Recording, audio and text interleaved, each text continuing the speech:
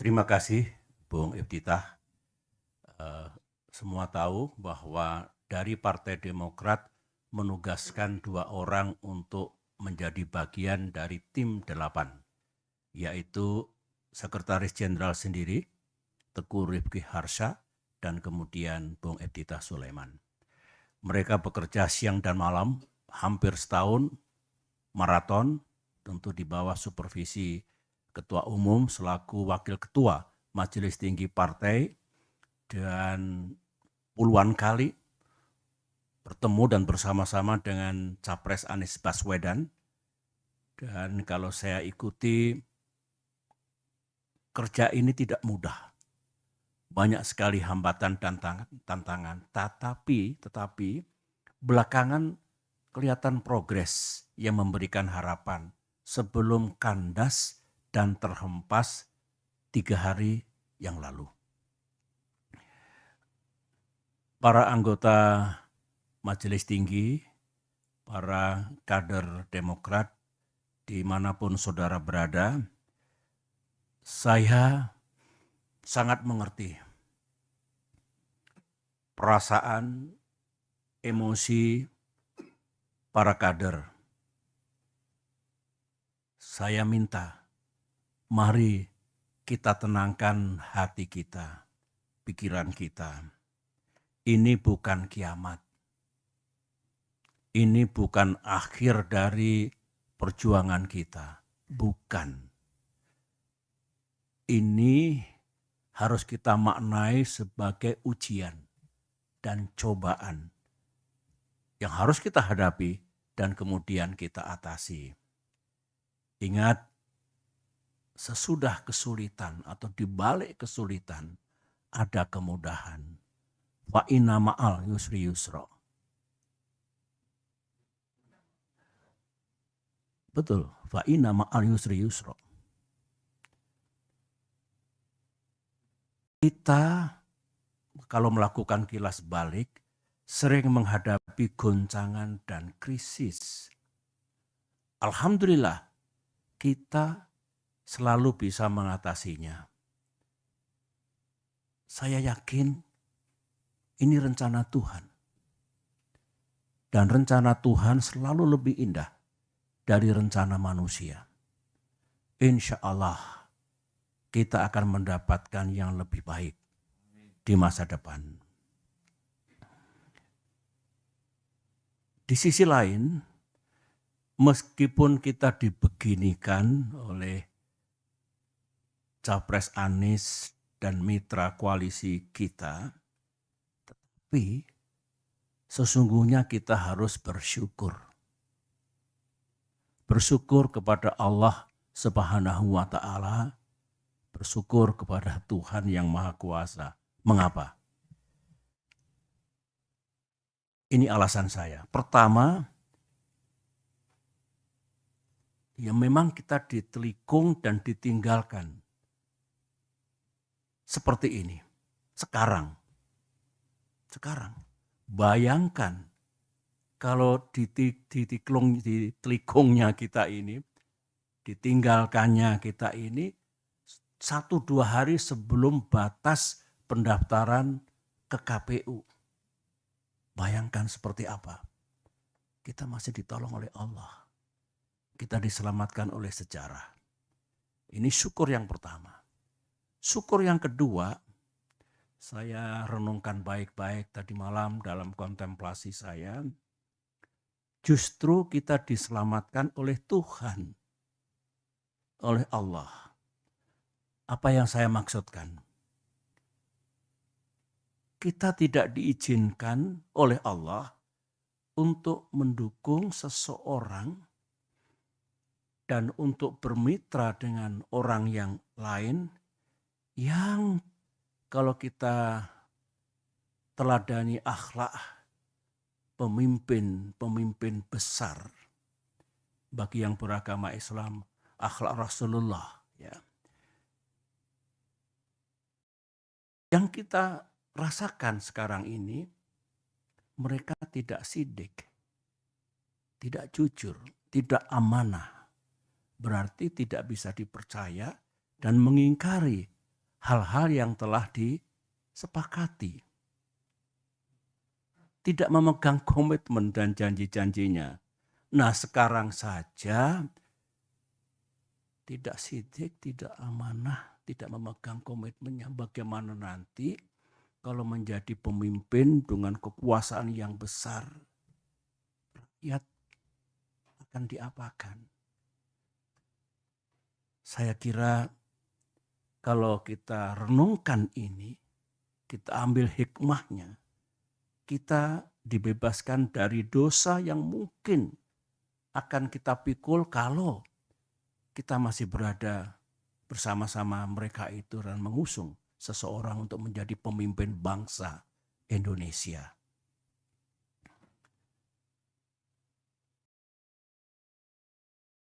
Selain itu, kita ternyata juga tidak diizinkan untuk berkoalisi dengan seseorang yang sejak awal sudah melanggar dan mengingkari kesepakatan. Tertulis dalam kesepakatan koalisi, menjunjung tinggi prinsip kesetaraan, equality, dan kesetaraan. Ulangi, kesetaraan, equality, dan keadilan. Saya ulangi. Bayangkan kalau di masa depan kita punya mitra koalisi yang tidak tunduk, tidak patuh pada kesepakatan yang kita buat bersama. Apalagi kalau mendikte, mengatur yang lain, termasuk capres, memaksakan kehendak, dan tidak menganggap yang lain, saya kira bukan itu koalisi yang hendak kita bangun. Sebagaimana pengalaman pribadi saya bersama-sama dalam koalisi selama 10 tahun yang menjunjung tinggi prinsip dan nilai-nilai yang baik, utamanya kesetaraan dan keadilan. Sekali lagi, kalau kita bersyukur. Karenanya, mari kita hadapi semua ujian dan cobaan ini dengan tegar. Sambil berikhtiar, kita mencari jalan keluarnya. Insya Allah, Tuhan akan memberikan kita jalan terbaik ke depan ini.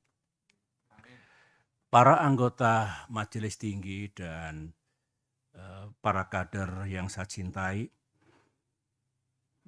ya sebetulnya kalau jujur ya, saya pun tidak menyangka atas terjadinya kejadian itu 3 hari yang lalu itu. Setelah setahun lamanya kurang lebih, koalisi ini bersama-sama berikhtiar, berjuang untuk bisa menjadi kenyataan dan bisa mengusung capres dan cawapres yang kita harapkan, yang juga diinginkan oleh rakyat. Tiba-tiba terjadilah peristiwa 3 hari yang lalu itu. Kalau saya harus berterus terang, sebetulnya saya tidak naif ya. Saya juga mengerti politik. Saya pernah menjadi capres 2 kali. Saya pernah bersama-sama membangun koalisi dengan mitra. Dan tidak ada yang saya rasakan seperti yang terjadi 3 hari yang lalu itu. Saya mengerti, kita semua mengerti, politik itu memang ya penuh strategi, penuh siasat, penuh taktik, caranya banyak. Tetapi saya tidak menyangka kalau tindakan itu sejauh ini, menurut saya melebihi batas kepatutan, moral dan etika dalam politik. Ya kasar, ya kalau bisa menggunakan istilah bahasa Inggris, it is really ugly. Mudah-mudahan kita tidak melakukan perilaku politik seperti itu. Ada lagi yang bagus dalam sidang majelis ini saya ungkapkan ya. Sebenarnya beberapa teman sudah mengingatkan saya agak lama. Baik dari kalangan kader Demokrat maupun dari luar Demokrat. Begini, Pak SBY, Pak SBY benar-benar percaya kepada orang itu atau kepada orang-orang itu. Saya jawab dengan praduga yang baik, prasangka yang baik, saya percaya. Teman itu mengatakan, ya silakan saja dilihat nanti. Yang penting saya sudah mengingatkan. Nah, kalau saya ingat kembali, yang diingatkan teman-teman itu lebih dari satu, keputusan sepihak kemarin itu, saya boleh mengatakan keputusan gelap seperti itu, tidak sesuai dengan rules kesepakatan, ternyata atau barangkali mengandungi kebenaran. Anggaplah kita salah kali ini. Tetapi kita belajar. Mudah-mudahan kita tidak salah lagi ke depan. Dan mudah-mudahan dengan izin Allah dan ikhtiar kita, kita juga tidak kalah nantinya. Amin. Masih segar dalam ingatan saya, sebagaimana yang disampaikan Bung Iftitah tadi, di ruangan ini, saya duduk di sini, tanggal 25 Agustus 2023, berarti seminggu yang lalu. Pak Anies duduk di sini, dengan didampingi tim 8. AHY memang tidak selalu hadir. Anies menyampaikan kepada saya, didengar oleh semua, bahwa awal September ini, berarti hari-hari sekarang ini, akan mendeklarasikan koalisi ini dalam kapasitasnya sebagai capres. Berikut capres dan cawapres yang telah selesai diputuskan. 3 hari kemudian, 3 days later, sekarang ini, yang kita dapatkan sesuatu yang sangat mengejutkan itu.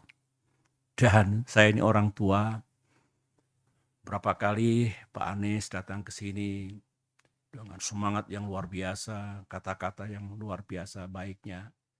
Di Cikiasi 2 kali, di Malang, di Pacitan. Dengan kejadian seperti itu, tidak ada satu kata pun yang disampaikan kepada saya. Dan tentu kepada Ketua Umum kita. Saya memang sebagai orang tua, kok jadi begini? Ini saya kira semua merasakan perasaan kader kita di seluruh tanah air, emosi, kemarahan, yang diekspresikan dengan cara yang berbeda-beda. Nah, saya kebanjiran tadi malam, 2 malam itu sampai subuh di sini. Sejak pagi kita bekerja. Pesan datang dari mana-mana, baik dari kader maupun non-kader, dan rata-rata memang emosional. Ya, saya paham lah. Dari sekian banyak ribuan saya kira yang merespon, yang memberikan message itu, ada 2 yang menarik bagi saya. Ini kata-katanya kurang lebih seperti ini. Aku tahu politik itu memang banyak akalnya, tapi tak aku sangka buruk banget ini. Korbannya AHY dan Demokrat. Begitu. Ada lagi komentar, ini Demokrat kena prank dari musang berbulu domba. Terus saya kok ingat, musang berbulu domba, ini kan peribahasa yang lama ini. Ingat saya kira waktu kita sekolah di SD, SMP, pernah belajar banyak sekali peribahasa. Tapi musang berbulu domba itu di depan bersikap baik, manis, lembut, penuh persahabatan. Tapi di balik itu kalau kita lemah dan lengah, ini lengah ini, kita akan dicaplok dan dimakan sampai habis. Peribahasa. Musang, bukan orang. Nah, mungkin tafsirnya ya kita ditelikung dan seperti itu ya. Seperti peribahasa ini. Saudara-saudara, saya mengajak pada forum yang penting ini dengan tenang dan dengan menggunakan akal sehat, pikiran yang jernih, mari kita telaah. Mengapa semuanya ini harus terjadi? Dan kita rasakan, kita alami, kita pikul. Mengapa Demokrat dan AHY setelah 2 tahun menghadapi gerakan pengambil alihan partai oleh Kepala Staf Presiden Muldoko harus mengalami yang begini lagi? Otak saya berputar, insting saya berbicara. To understand why. Orang bijak mengatakan selalulah mencari tahu what and why. Supaya how-nya itu menjadi tepat.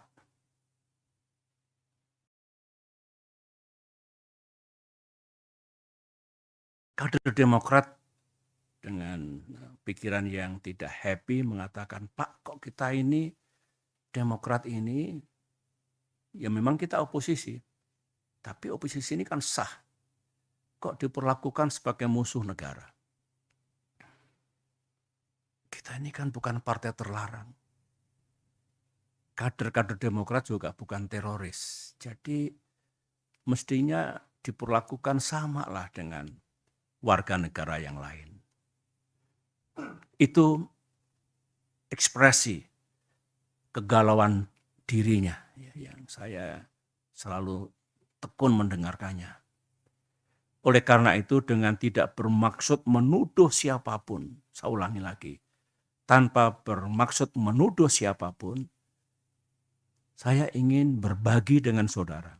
Saya yakin saudara juga mendengar. Sebagian juga datang dari yang ada di ruangan ini maupun yang tidak ada di ruangan ini.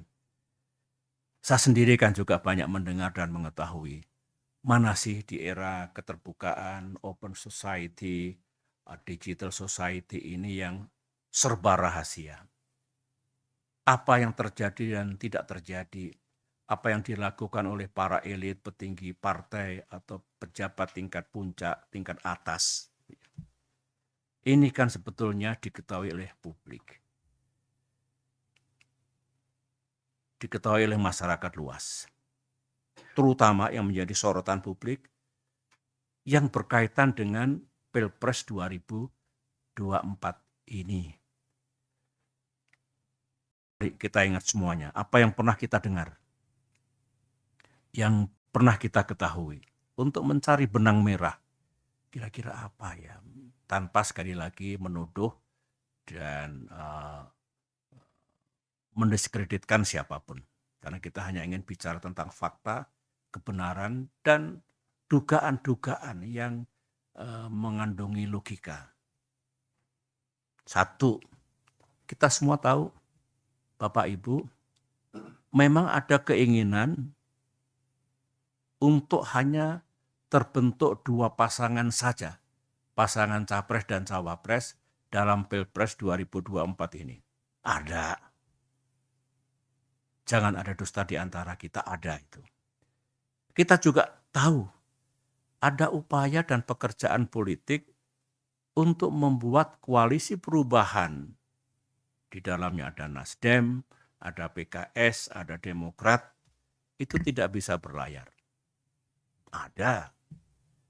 Kita juga tahu, termasuk informasi yang sangat sensitif untuk membuat pasangan Anies AHY yang sudah menjadi rahasia umum, yang sudah matang sebetulnya sebelum terjadi prahara 3 hari yang lalu itu, pasangan itu tidak akan terjadi.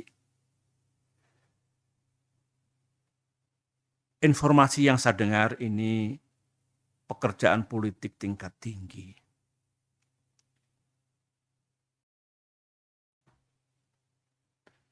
Ini bukan informasi, ini fakta. Benar ternyata Anies AHY yang hampir matang untuk diluncurkan dan banyak diketahui oleh masyarakat luas, itu terbukti bisa digagalkan. Melalui apa yang tadi itu yang diceritakan oleh Bung Ititah melalui press release yang telah kita sampaikan.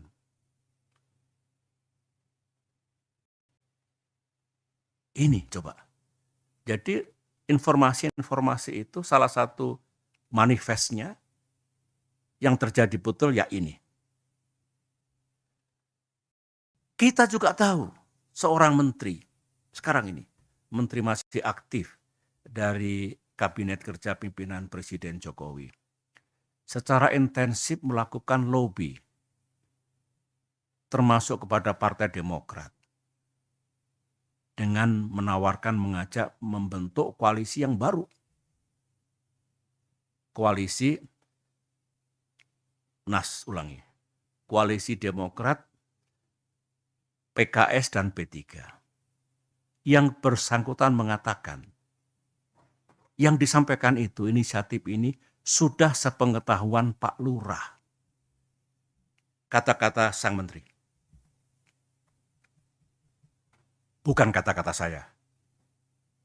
Kata-kata yang bersangkutan. Dari semua hal yang kita sudah tahu itu, bahkan sebagian bukan hanya informasi, tapi sudah menjadi kenyataan, jadi fakta, kita mulai tertarik dengan informasi yang lain. Saya mengatakan, saya tertarik secara pribadi dengan informasi yang lain. Katanya, sekali lagi informasi, semua gerakan, manuver, proses politik yang seperti ini penuh dengan hingar-bingar, yang berkaitan dengan koalisi dan pasangan capres dan cawapres, katanya ada mastermind-nya. Saya tidak tahu siapa. Katanya ada dalangnya. Ada persekongkolan untuk mengeksekusinya, untuk menjalankannya. Informasi. Saya masih bisa bicara lebih banyak lagi sebetulnya tentang sesuatu yang menurut saya mengandungi keganjilan, keanehan yang tidak wajar gitu ya. Tapi lebih baik saya berhenti di sini untuk mengupas tentang what's really happening in this country, termasuk informasi tadi. Karena saya yakin pada saatnya nanti semua yang sekarang menjadi pergunjingan, spekulasi, samar-samar tidak terang, pada saatnya nanti semuanya akan terang benderang di hadapan rakyat Indonesia. Bapak, Ibu, saudara-saudara, para kader, nah menarik ajakan beberapa pihak terhadap Partai Demokrat untuk berjuang bersama. Saya kira rakyat mengetahui, ya, misalnya pihak Pak Ganjar, Capres Ganjar Pranowo, itu juga mengajak kalau Partai Demokrat bisa bergabung ke pihak beliau. Ditandai pertemuan Mbak Puan dengan AHY beberapa saat yang lalu. Yang kedua, Pak Prabowo, beliau datang ke Pacitan, menemui saya dan menyampaikan juga ajakannya. Saya harus jujur mengatakan bahwa cara seperti itu adalah cara yang baik.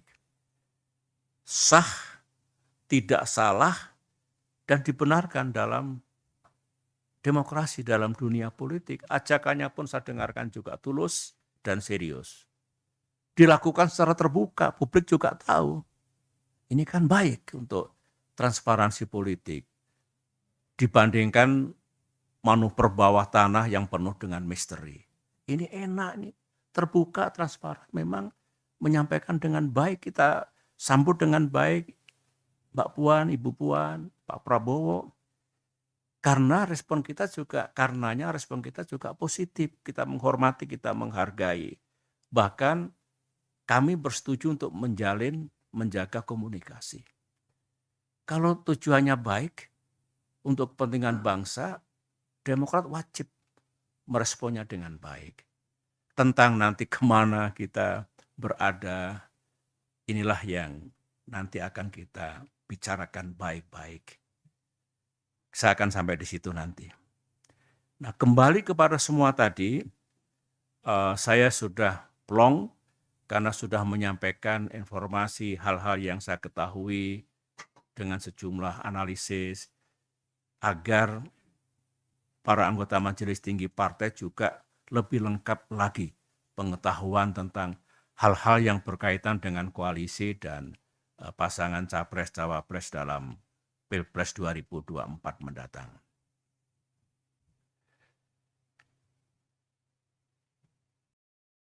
Berikut ini adalah apa yang bakal terjadi di arena publik pasca press release Demokrat tadi malam, last night, dan juga pasca apa yang saya sampaikan sekarang ini dalam sidang Majelis Tinggi Partai. Hampir pasti akan ada percakapan publik yang hangat. Politik begitu, demokrasi begitu. Baik di ruang-ruang publik maupun di wahana media massa. Saya tahu Ketua Umum AHY sudah mengeluarkan instruksi agar para juru bicara Partai Demokrat, anggota tim 8 Koalisi Perubahan, dan kader-kader yang lain untuk siap melibatkan diri dalam percakapan publik itu, dalam talk show, dan lain-lain. Dengan, kata Ketum, berpeganglah pada kebenaran.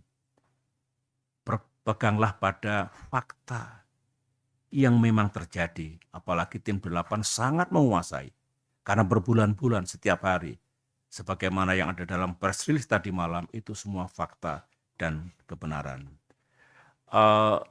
Saya mendengar tekad Ketua Umum kita, kalau kita sudah bicara sesuai dengan fakta dan kebenaran, ada yang menyangkal dan mengatakan Demokrat salah, seorang AHY siap untuk dikonfrontir dengan siapapun asalkan di depan televisi, secara live didengar oleh publik.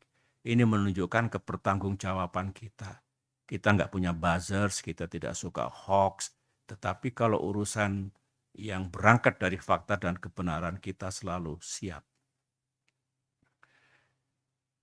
Sidang majelis yang saya muliakan, masuk sekarang pikiran saya selaku Ketua Majelis Tinggi, selain instruksi yang telah dikeluarkan oleh Ketua Umum, dan di luar apa yang saya sampaikan tadi, saya ingin menyampaikan hal-hal penting sebagai berikut. Menurut pandangan saya saat ini, hari ini, besok atau lusa, belum saatnya kita mengambil keputusan. Kemana Demokrat akan bergabung misalnya, atau capres mana yang kita dukung, contoh yang lain. Saya pikir belum saatnya dalam 1, 2, 3 hari ini. Alasan saya ini prajurit, ada Pak Mangindaan di sini, ada Pak Guntur di sini, ada Pak Nahrawi Ramli di sini, ada Bung AHY di sini.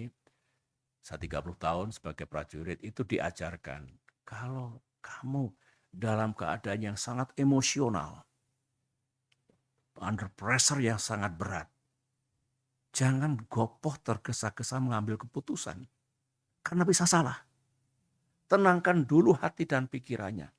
Setelah bisa berpikir dengan rasional dan jernih, take your decision, ambil keputusan, ambil apa tindakan yang akan dilaksanakan. Tidak berarti lama, bisa cepat juga, tetapi kuncinya lepaskan dulu emosi itu, bikin semuanya rasional dan tenang, sehingga keputusannya insya Allah tidak salah, keputusannya tepat. Implementasinya, mari tenangkan hati kita.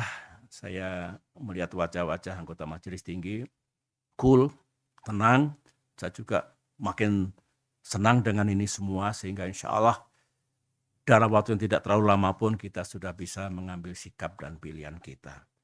Karena itu banyak pers di luar, mungkin ada lebih dari 20 enggak? Lebih ya? Lebih banyak lagi ya. Ingin dengar apa keputusan dan sikap dan langkah-langkah Demokrat ke depan. Ya tentu kita bisa jelaskan baik-baik apa yang sedang kita lakukan dan apa yang hendak kita lakukan di hari-hari mendatang.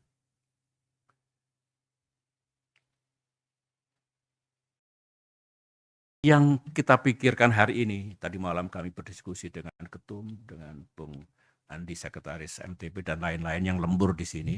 Saya laporkan pada sidang kali hari ini. Yang menjadi pemikiran Demokrat sekarang ini adalah dengan perubahan situasi yang dramatis ini, Demokrat masih ingin tetap menjaga semangat dan agenda perubahan dan perbaikan. Jangan sampai tiba-tiba hilang begitu saja. Itu semangat kita, tekad kita. Bahwa tidak berarti kalau perubahan perbaikan yang sudah baik dibuang, tidak.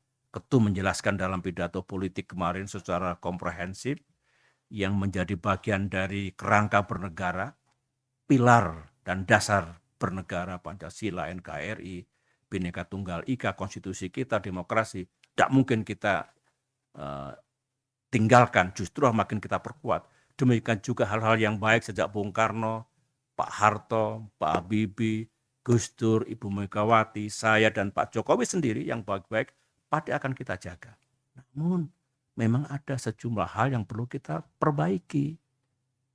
Kita ubah entah kebijakan, ekonomi, keadilan, kesejahteraan rakyat, hubungan luar negeri, apapun yang kira-kira akan menjadi lebih baik di masa depan.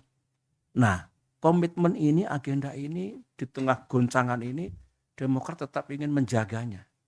Jangan tiba-tiba hilang, jangan tiba-tiba sirna. Begitu.